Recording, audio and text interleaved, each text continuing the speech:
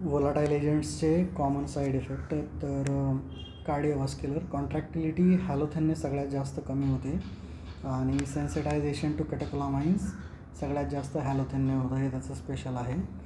आयसोचं special आहे की coronary steel करतो. बाकी मग डेस आणि सीवोचं SVR अफेक्ट करत नाही, त्याचं हे मेन आहे.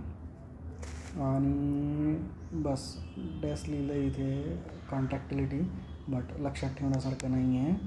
हॅलोथेन कॉन्ट्रॅक्टिलिटी कमी करतो, वेगल टोन वाढवतो डायरेक्टली आणि सेन्सिटाईज टू कॅटेकोलामाइन. नंतर आयसोचं कोरोनरी स्टील करतो. बाकी मग सीवो SVR सगळ्यात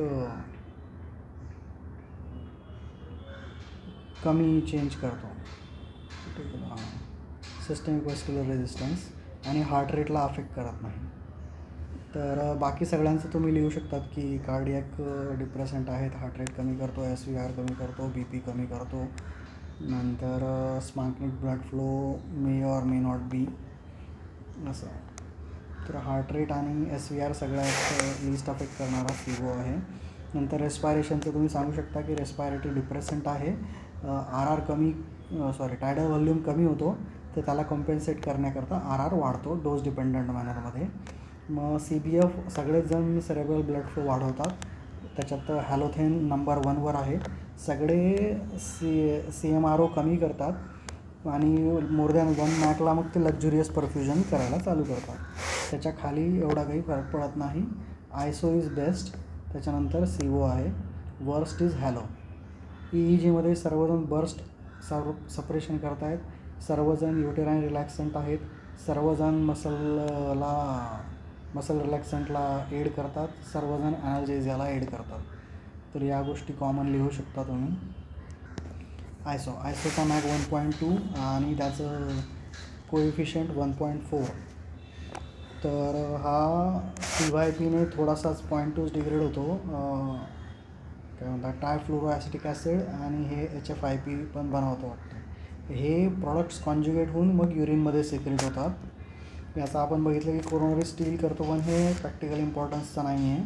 इरिटंट आहे, इंडक्शनला वापरता नाही आहे. सेरेब्रल वाज डायलेट करतो, परंतु बेस्ट आहे अवेलेबलमध्ये, मेंटेनन्ससाठी चांगला आहे.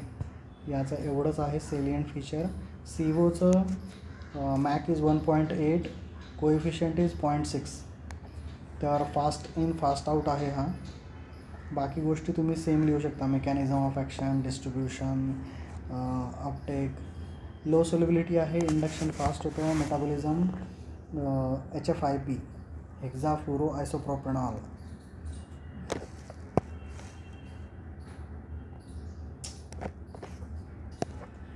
फक्त हॅलोथेनचं सगळ्यात जास्त मेटाबॉलिझम होतं, बाकीच्यांचं जस्ट 1% ऑर लेस आहे. तिघे ट्रायफ्लोरो ॲसिटिक बनवतात, सिओफ्लोरेन नाही बनवत. हेक्झाफ्लोरो आयसोप्रोपेनॉल बनवतो. आयसोला पण त्याने ते नाव चिपकवलं आहे AFMC आणि इनऑर्गॅनिक फ्लोराईड्स बनवतो, परंतु त्याची संख्या फारच कमी आहे, त्याच्यामुळे नेफ्रोटॉक्सिसिटी होत नाही. आणि दुसरं कंपाऊंड Aचा पण हे आहे. कंपाऊंड हा फ्लोराईडचं मेटाबॉलिझमने बनणारे आहे, आणि हे कंपाऊंड A CO2 ॲब्सॉर्बंट म्हटलं रॅटमध्ये नेफ्रोटॉक्सिक आहे, पण त्याची व्हॅल्यू 17 किंवा 20 ppm जे काही आहे, 17 माइट्स होता. इथे पण त्याने ही व्हॅल्यू घेऊन कन्फ्यूज केलं आहे की एकाच ठिकाणी आली ती व्हॅल्यू.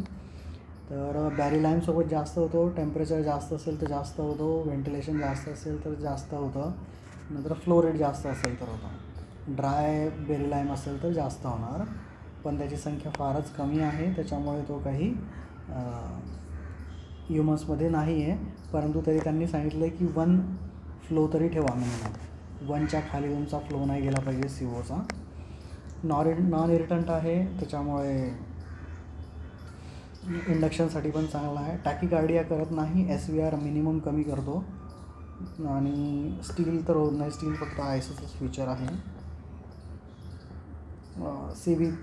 ICP 1.5च्या वर वाढवतो, त्याच्यावर नाही. आणि सर्व ॲनेस्थेटिक एजंट्स तुम्ही लिहू शकता. इमर्जन्स होतं, PONV होतं, मॅलिग्नंट हायपोथर्मिया होऊ शकतो, कार्बन मोनॉक्साईड हा डेससोबत बनतो, बाकीच्यांसोबत नाही बनत एवढा. डेसचा वेपर प्रेशर आहे 664 आणि बॉइलिंग टेम्परेचर आहे 23.5. म्हणजे रूम टेम्परेचर 24 जर रूम टेम्परेचर पकडलं, 20 पकडतात ॲक्च्युली, 20 किंवा 24 इंडियन कंटेक्समध्ये 24 पकडतात युजली. तर हा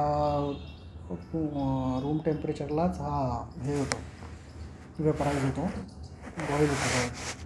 आणि त्याचा कोइफिशियंट आहे ब्लड गॅस 0.42, म्हणजे फास्ट इन फास्ट आउट आहे. ट्रायफ्लोरो ॲसिटिक ॲसिड बनवतो. सिम्पॅथेटिक टोन वाढवतो हा, तर BP मेंटेन करायला चांगला आहे. इरिटंट इफेक्टमुळे त्याचा सिम्पॅथेटिक टोन असतो, मेंटेनन्ससाठी चांगला आहे. इरिटंट असल्यामुळे ब्रांकोस्पाझम करतो. मग बाकी सर्व यांनी सेम लिहू शकता. मॅलिग्नंट हायपरथर्मिया करतात, हायपोटेन्शन करतात, PONV करतात,